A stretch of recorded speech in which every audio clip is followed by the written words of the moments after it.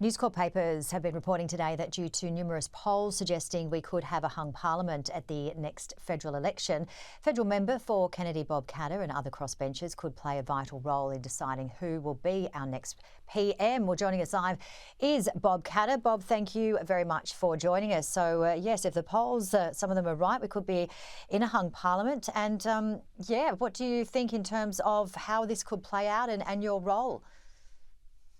Oh, I've been there before, of course, on a number Yes, you of have. occasions. And also, I was on the other side of the fence in Queensland. We were ruling in those last 6 years with only a couple of votes up our sleeve. So I have been on both sides of the fence.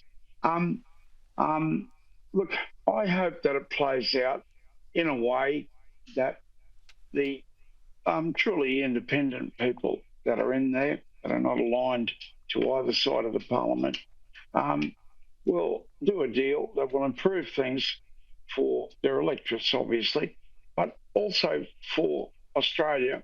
I mean, we haven't built a dam in this country in 33 years. We haven't opened a mine, I would argue, in the last 10 years. There's no go forward in the Australian economy. There's just a massive backwards retreat. In 1993, all of our fuel was produced, 1991, all of our fuel was produced in Australia.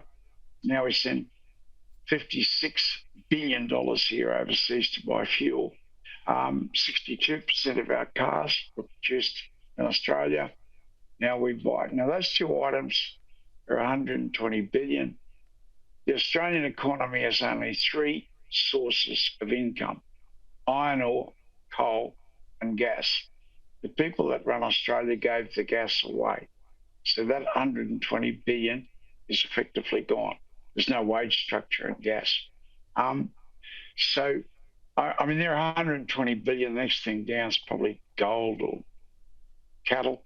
That's about 15 billion, maybe grain, 15 billion. So, I mean, there's daylight after big three.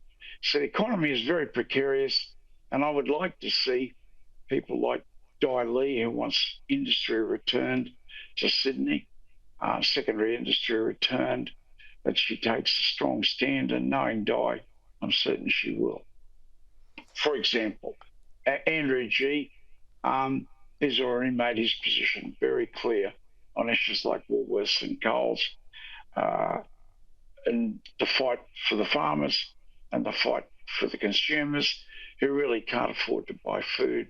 Many people in Australia can't afford to buy food.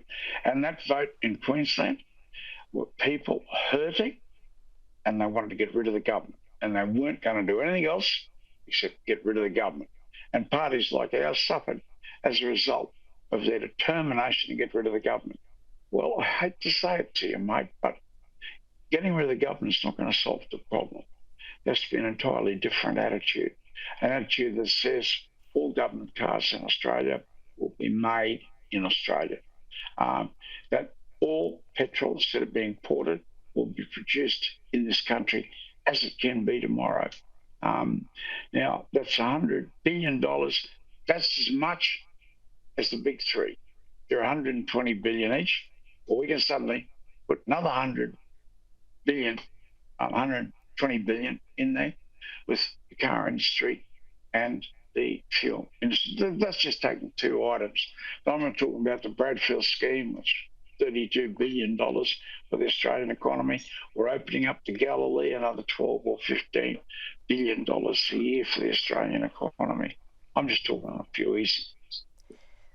Well, Bob, it's going to be a big year, and congratulations once again on your 50th year in Parliament, 51st.